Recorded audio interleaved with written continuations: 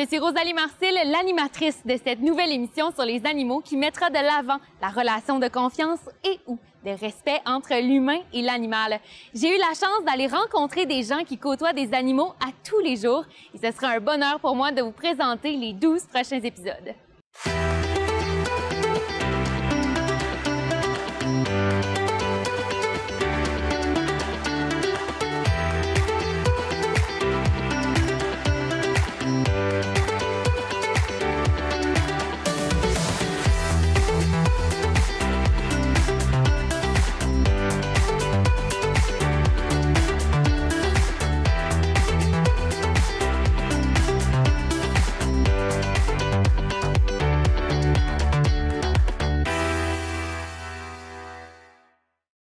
Passer du temps avec des abeilles est un travail de respect et surtout de prendre en considération la fragilité de cette bestiole.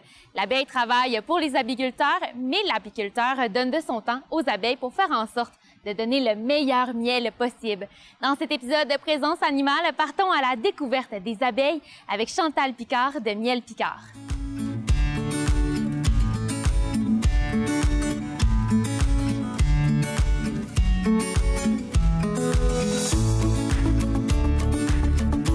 Donc, Chantal, on est présentement dans la miellerie de Miel Picard. Donc, c'est une entreprise qui existe depuis des années. Mais d'où vient cet amour-là pour les abeilles? Bien, en fait, mon grand-père avait des abeilles, lui, il y a bien longtemps.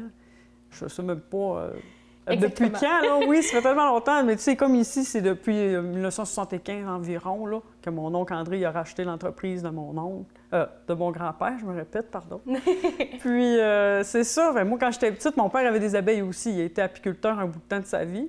Fait que quand il extrayait le miel ici, je venais les aider un petit peu pour goûter le miel en même temps. Fait que, tu sais, ça a comme tout le temps fait partie de ma vie, les abeilles, comme dans toute la famille, là, aussi. Même mon arrière-grand-père a travaillé dans l'entreprise. Fait que moi, je considère que je suis la 4e génération d'apiculteurs, même si c'est moins officiel que mon arrière-grand-père avait des abeilles, là, mais c'est ça. Fait que de là vient l'amour des abeilles.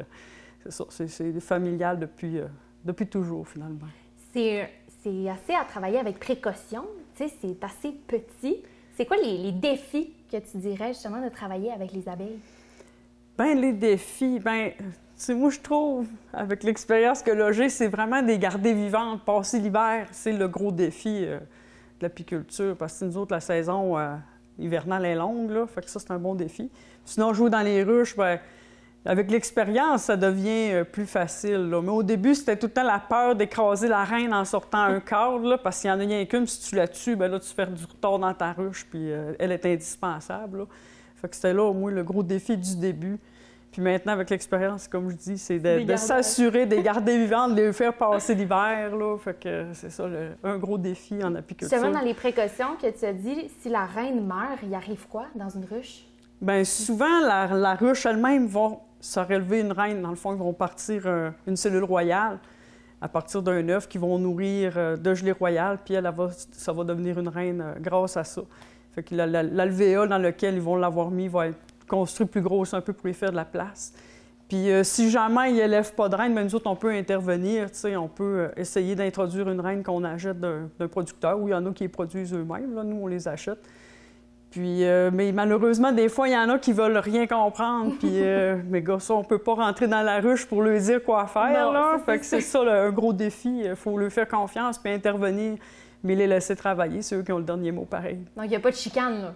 La reine est plus là, mais ils sont quand même capables de s'en refaire une pour retrouver un peu comme leur cycle de vie normalement. Oui, c'est en plein ça, parce que s'il n'y a plus de reine, avec le temps, la colonie va mourir parce qu'il n'y a pas de remplacement des abeilles. Fait que c'est pour ça que la reine est indispensable aussi. Son rôle dans une ruche, c'est quoi? La reine, elle va pondre. C'est vraiment sa job. Elle pond des œufs, puis elle s'assure, c'est ça, qu'il y ait tout le temps des abeilles nouvelles, là. Puis c'est ça, elle fait que ça dans sa vie. Elle peut pondre entre 1000 et 2000 œufs par jour, tout dépend de la reine, là. OK. Autant? Oui, autant que ça. Fait qu'elle a le temps sa cour royale, qui vont nettoyer les alvéoles, qui vont l'amener où c'est prêt à pondre, puis elle, tout ce qu'elle fait regarder dans l'alvéole, ça fait à pondre. Des fois, on la voit faire, on la voit vraiment regarder dans l'alvéole. C'est vraiment, choisir si c'est à son goût, la pond son œuf. Puis, ouais, c'est quand même Impressionnant. C'est le fun de voir ça, oui. Les abeilles, en général, est-ce qu'elles ont un caractère? Ils ont-ils des habitudes? Sont un petit peu plus difficiles? Ou... Bien, dans le fond, au point de vue caractère, là, des fois, on empoigne des plus malines. Pourquoi, je ne sais pas. Mais en général, elles sont assez douces, les abeilles domestiques, qui ont été comme un peu sélectionnées pour ça aussi, pour qu'on soit capable de travailler avec. Là. Je donne un exemple, l'abeille africanisée, qui, elle, est extrêmement agressive. Là, c'est qu'on entend parler, là, les abeilles tueuses. Là. Oui. Fait que, tu sais, c'est ça. Ça, on n'en veut pas. Fait que, tu vois, c'est ça que oui, à éviter. C'est pour ça que ça a vraiment été développé pour la douceur, pour qu'on soit capable de travailler sans trop se faire piquer. Il y a plusieurs tabous qui peuvent exister, justement, autour du miellerie ou, justement, de travailler avec les abeilles. Mais est-ce que c'est un vol de prendre leur miel? Bien, moi, je considère que non. Mais oui, l'abeille va voir ça comme ça. Moi, je dis que c'est un échange de services, si on peut dire. Parce que moi, toute l'année, je vais prendre soin d'eux autres. Je vais m'assurer que, mettons, au printemps principalement, là, on les roule, on vérifie qu'il y ait de la nourriture, du sirop, du pollen. Puis, s'il en manque, on les en donne. Fait que là, c'est nous autres, comme on les aide à se développer. Puis, là, pendant l'été, c'est à leur tour de travailler pour nous autres, si on peut dire. Fait que là, ils font des grosses quantités de miel. Mais, tu sais, ici, avec l'hiver, là, ils ne pourraient pas hiverner avec tout ce miel-là. Là. La colonie...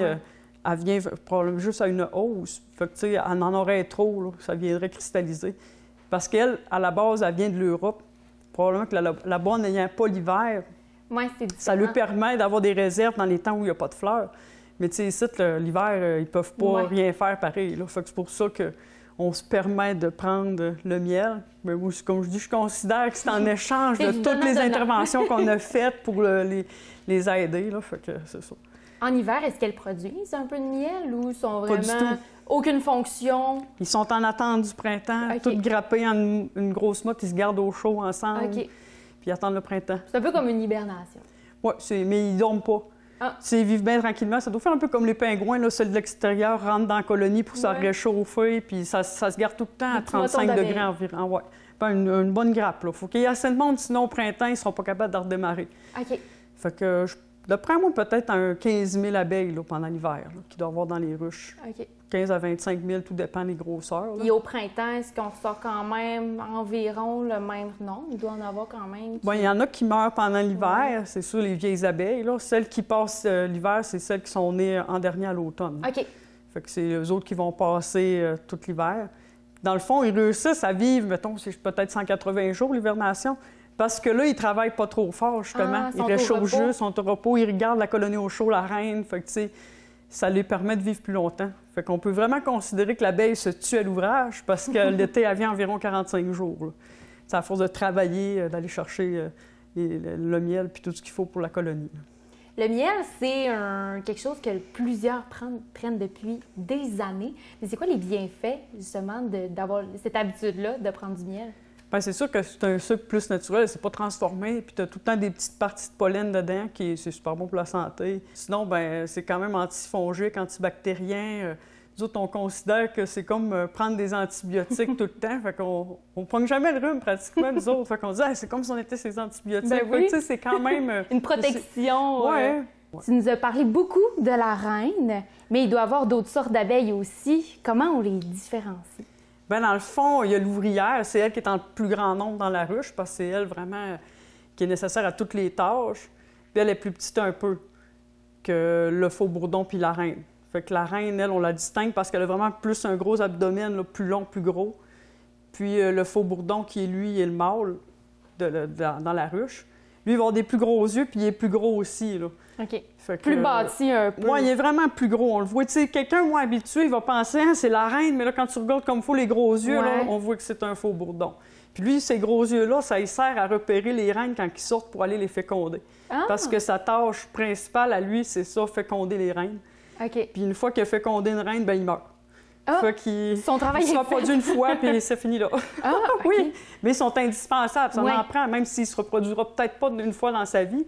C'est aléatoire selon les besoins, mais il y en a toute une grosse quantité pareille, là. Selon la période de l'année, remarque, parce que pendant l'été, il y en a tout le temps un petit peu plus. On dirait qu'il y a beaucoup de ressources, bien là, c'est pas grave s'il y en a plus. Là. Puis c'est sûr qu'il aide à réchauffer la colonie aussi. Il veut pas en étant là, il dégage la chaleur. Il y en a même qui disent qu'ils chantent pour le couvain.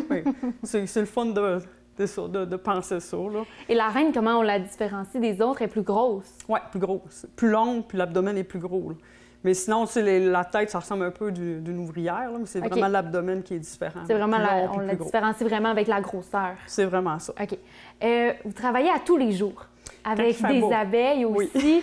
Qu'est-ce que ça vous apporte, justement, de travailler avec ces petites bestioles-là? Bien, dans le fond, moi, c'est tout. À chaque jour, c'est comme j'ai hâte d'aller ouvrir, voir comment ça va, ça a-tu bien avancé. Tu sais, des fois, il peut y avoir des problématiques dans les ruches, ça s'est-tu réglé?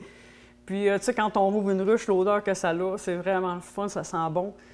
Puis, c'est ça. Sinon, ben, c'est vraiment le plaisir de fouiller dans les ruches, puis c'est ça, de constater l'évolution, puis c'est ça, s'assurer que ça va bien, là. Fait que c'est vraiment... Moi, c'est ça que ça m'apporte, vraiment, là.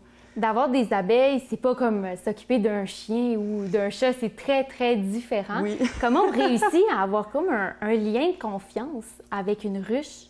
Hey, c'est sûr que ça peut pas être comme avec un lien avec un chien, évidemment, là. C'est plus, nous, l'amour qu'on a pour eux autres, puis la passion, parce qu'elle, l'abeille en tant que telle, on est tout le temps un peu un intrus qui vient visiter la ruche, là. Fait que, tu sais, on peut pas avoir... Elle vous reconnaît pas. Non, ils nous reconnaissent pas, là, tu sais. Puis si tu passes trop souvent, tu les déranges trop, tu sais, ils vont réagir en fonction de tout ce que tu fais dedans, là. C'est plus ça, là. Fait que, tu sais, si tu les enfumes pas ou que tu vas trop vite, ils vont venir plus agressifs. Tu sais, s'ils vont plus en douceur, puis tu prends le temps de manipuler les cadres, bien, ils vont rester plus calmes. Fait que, tu sais, c'est toi qui influences un peu le comportement, puis la façon qu'ils vont agir quand tu vas regarder dans ta ruche. Il faut vraiment suivre leur tempérament. Oui, un peu, c'est ça. Est-ce que ça arrive des fois qu'il y a des ruches qui sont plus difficiles à gérer ou les abeilles, on dirait qu'elles sont toutes fâchées? Oui, ça arrive, mais ça, c'est souvent à cause de la météo. Tu sais, si tu es d'une journée plus grise, mettons, là, tu n'as pas le choix parce qu'il fait tout le temps pas beau, puis tu as de l'ouvrage qui t'attend. Là, des fois, on n'a pas le choix d'y aller, même s'il pleut un petit peu, là. Là, les abeilles sont toutes à l'intérieur, là, les abeilles plus vieilles qui sont plus piqueuses un peu, là. Ouais. Fait que là, eux autres, tu le sais que tu les déranges, là. Parce que ça, si on entend voile puis ils essaient de te piquer. Fait que là, oui, c'est plus difficile de travailler dans ce temps-là. C'est pour ça qu'on essaie d'y aller quand il fait beau, là, comme aujourd'hui. Là, les ouvrières sont parties butiner. Fait que là, il reste rien que celles là, qui font le ménage puis qui s'occupent du couvain, que les autres sont plus douces, là, ils ne piquent pas parce qu'ils sont en début de vie, là. On dit souvent aussi que quand on se fait piquer on dit toujours que c'est une abeille. Oui, c'est pas. C'en est un très gros tabou, justement, sur les abeilles, que c'est toujours eux qui vont piquer. Mais non, c'est pas les abeilles. C'est pas toujours des abeilles, mais tout le monde, on dirait que ce soit une guêpe, un thon, tout le monde appelle ça une abeille. Oui. Fait que là, souvent, ils rendent nos abeilles coupables. C'est des guêpes, bien souvent, tu sais, les nids dentaires qu'on voit pas, qu'on marche dessus au bleuet, puis qu'on se fait piquer, là, mais là, ça, c'est des guêpes. Fait que oui, nos abeilles passent souvent pour des méchantes, mais elles sont pas si pires que ça. De toute manière, regarde, quand tu piques, l'abeille, elle meurt après. OK. Fait que ça, elle s'amusera pas à piquer pour le plaisir, là. Fait qu'elle se sacrifie, là. Elle, dans le but de ça, c'est de protéger sa ruche, mais tu sais, c'est sûr que si elle est en dehors de la ruche, puis qu'elle se sent mal pris, elle va piquer, mais tu sais, c'est le sacrifice de sa vie, là. Elle meurt après. Fait que ils sont moins malines que les guêpes à cause de ça, j'ai l'impression. Oui, parce que c'est fatal. Et puis oui, c'est fatal. C'est terminé. C'est ça. Donc, ça fait quand même un cycle de vie qui peut être court pour certaines, mais en général, ils vivent combien de temps? L'été, c'est 45 jours en moyenne. Fait que c'est ça, l'abeille. La reine, elle, c'est un petit peu plus longtemps? Oui, 4 à 5 ans. OK. Mais souvent, nous, des fois, on les change, même s'ils ne sont pas rendus aussi âgés, parce qu'ils sont moins productifs, puis on sait qu'ils ne passeront pas l'hiver. Fait que là, ben, si on la garde, ben, on va perdre notre colonie. Fait que là, des fois, on les change, même s'ils ne sont pas rendus à 4-5 ans. Pour que le roulement se fasse bien, ouais, c'est ça. Que la colonie survive. C'est en plein ça, parce que c'est la reine qui fait la colonie. C'est un tout, en fait. Ça prend la reine, mais ça prend les abeilles, fait que ça prend une bonne reine pour que tout aille bien. Bien, merci beaucoup, Chantal. On va aller faire le tour de la mielerie et aller voir les abeilles aussi.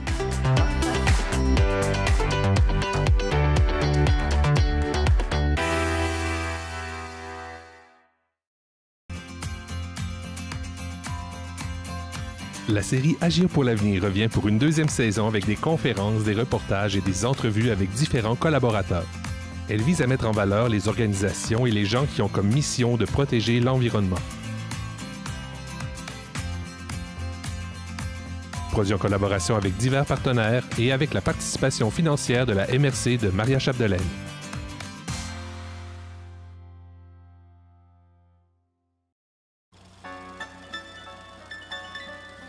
Bonjour, c'est Isabelle Gagnon. Cet automne, j'anime Portrait des familles d'ici, une émission de discussion intergénérationnelle qui fait entrer en dialogue nos aînés et leurs descendance. Découvrez à chaque épisode une nouvelle famille dans MRC de Maria-Chapdelaine qui échange sur son passé et raconte comment les membres ont laissé leur marque dans leur municipalité. Soyez-y à MaTV, Saguenay-Lac-Saint-Jean.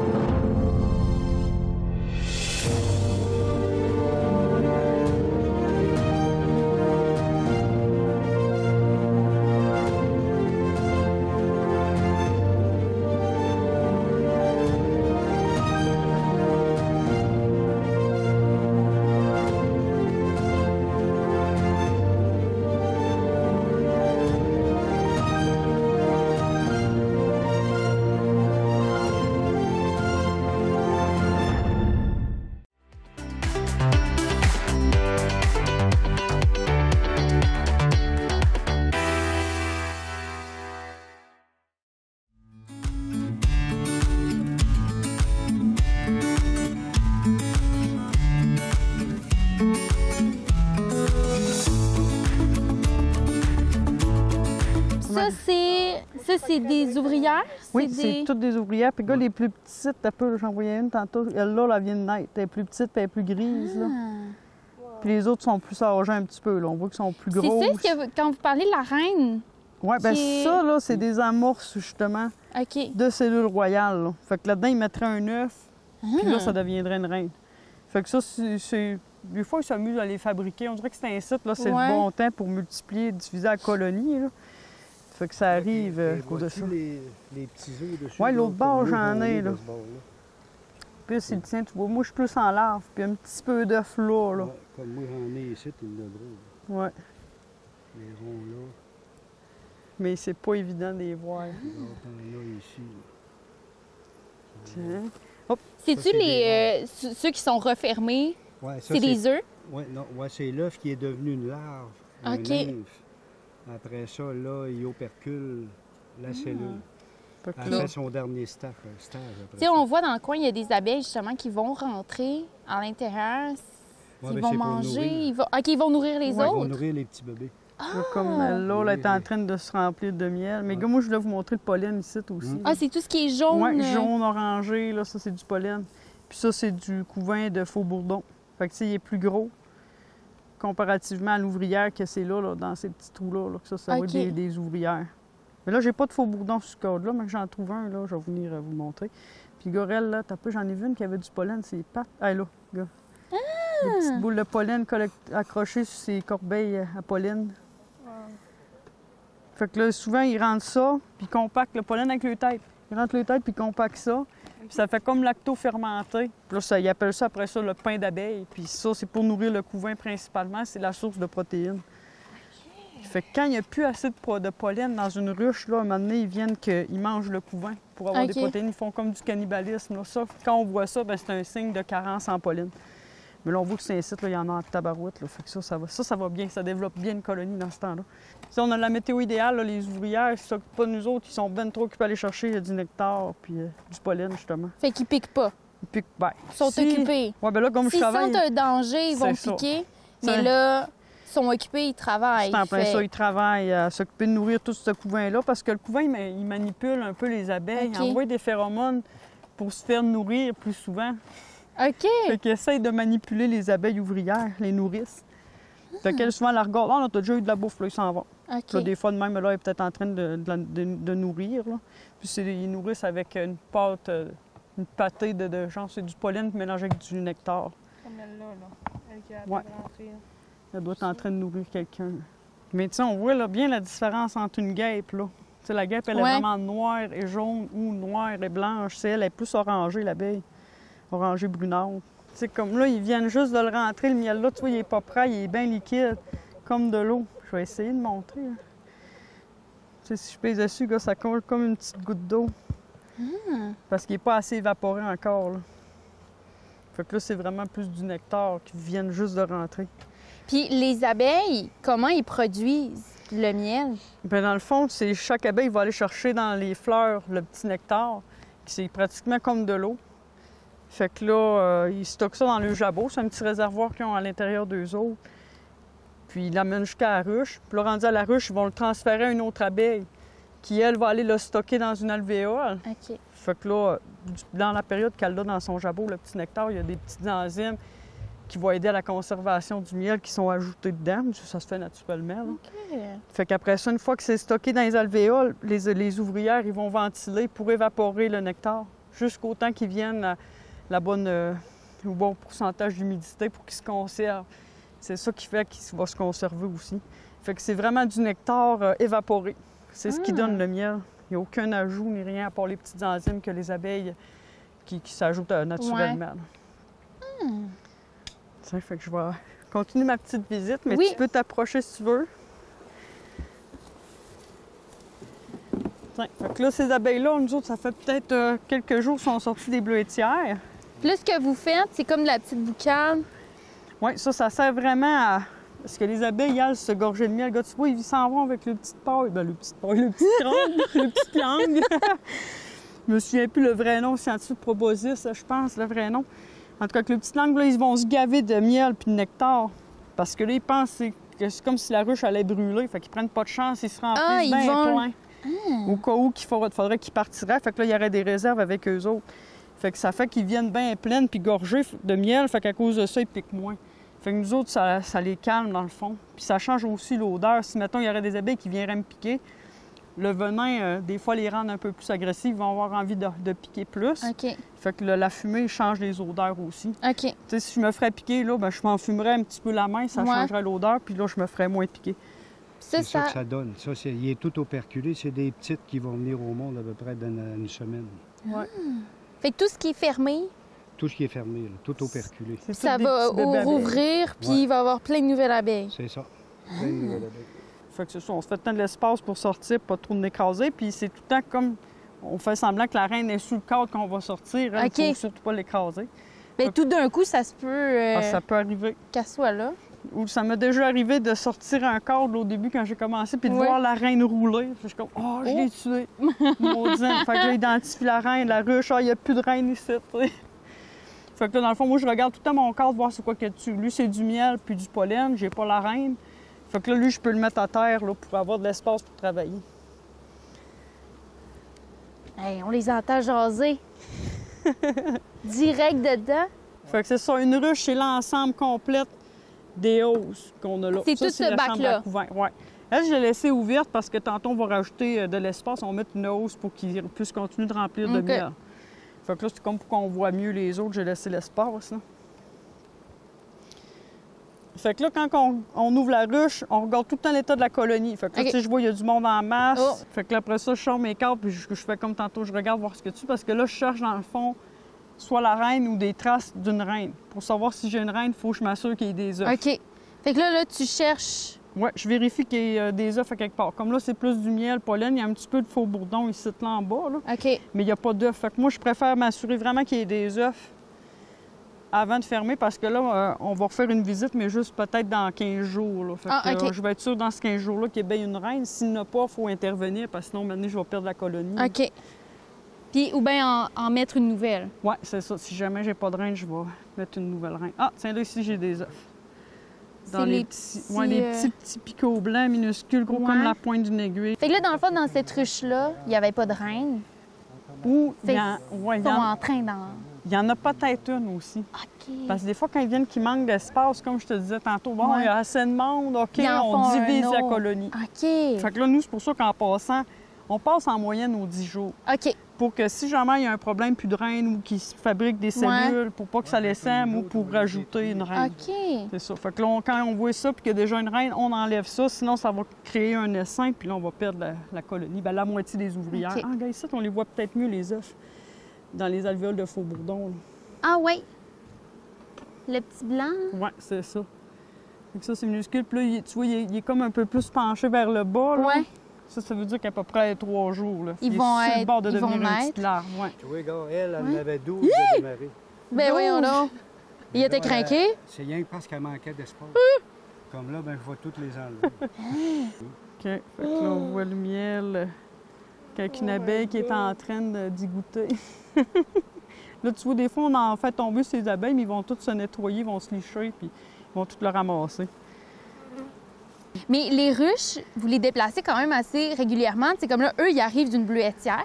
Mais pourquoi faut les déplacer? Dans le fond, bien, pour les bleuetières, c'est pour la pollinisation. OK. On offre le service, c'est pour aider à la production des bleuets. Puis en même temps, ce miel-là, vous allez le rechercher aussi. Oui, on va avoir un petit peu de miel. Ça dépend des saisons. Là, cette année, il y a plus de miel de bleuetière que normalement. On a eu vraiment une grosse un printemps demande exceptionnel, dans le fond, parce qu'il fait vraiment beau. Puis il y avait toutes les conditions. Les abeilles, ça a super bien développé. Fait que là, ils ont fait un peu plus de miel de bleuetière. OK.